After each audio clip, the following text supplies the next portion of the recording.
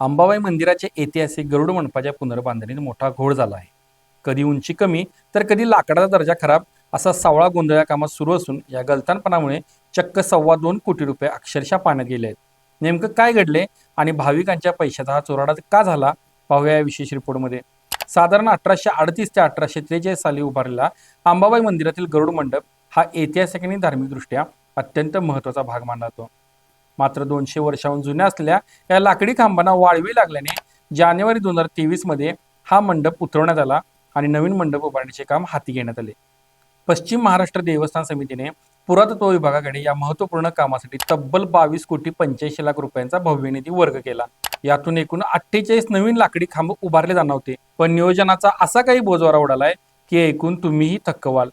गरुड मंडपाचे हे खांब तब्बल 3 वेळा बदलण्याची नामुष्की प्रशासनावर उडवली आहे.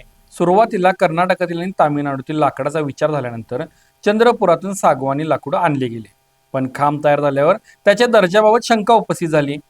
त्यानंतर दुसऱ्यांदा थेट केरळवरून लाकूड मागवण्यात आले. खांब तयारही झाले, पण जेव्हा ते उभे करण्याची वेळ आली तेव्हा चक्क त्याची उंचीच कमी पडली. यानंतर तिसऱ्यांदा परत वाडा येथून लाकूड आणून नवीन खांब तयार करण्यात आले, मात्र त्यातही तांत्रिक त्रुटी आणि दोष आढळून आले. आता तुम्हाला प्रश्न पडला असेल की हा घोळ का झाला, तर याचं मुख्य कारण म्हणजे पूर्व अभ्यासाचा पूर्णपणे अभाव. गरुड मंडपातील जुनी फरशी काढल्यामुळे पाया 6 इंचांनी खाली गेला. साहजिकच मध्यभागी छताची उंची वाढली, त्यामुळे नव्या खांबांची उंचीही वाढवणे गरजेचे होते. पण याचा अंदाज ठेकेदाराला येऊ नये याचे आश्चर्य वाटते. पण या सर्वासाठी फक्त ठेकेदाराला जबाबदार धरणे योग्य नाही.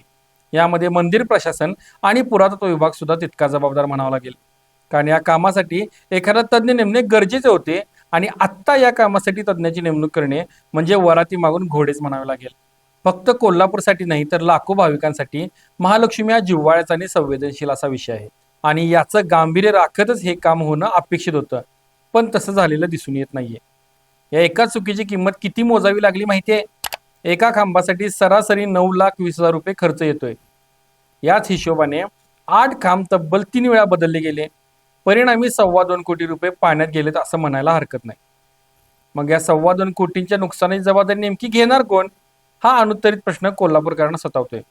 गेल्या वर्षी जुलैपासून खांब उभारणीला सुरुवात झाली होती, पण या चुकांच्या सत्रामुळे काम रखडले असून यंदाचा नवरात्र उत्सव गरुड मंडपाविनाच पार पडतोय की काय अशी भीती आता निर्माण झाली आहे. 2.25 कोटी रुपये ही काही छोटी रक्कम नाही आहे. हा सामान्य जनतेच्या आणि भाविकांच्या श्रद्धेचा पैसा आहे. या प्रकरणात केवळ माप चुकले अशी सबब देऊन कोणालाही हात झटकता येणार नाहीत. या संपूर्ण प्रकरणाची सखोल चौकशी होऊन आर्थिक नुकसानाची जबाबदारी निश्चित होणे गरजेचे आहे. भाविकांच्या पैशांचा असा गैरवापर तुम्हाला योग्य वाटतो का? या संपूर्ण प्रकाराबद्दल तुमचं काय मत आहे आम्हाला खाली कमेंट बॉक्समध्ये नक्की सांगा. भेटूया पुढच्या व्हिडिओमध्ये लवकरच. धन्यवाद.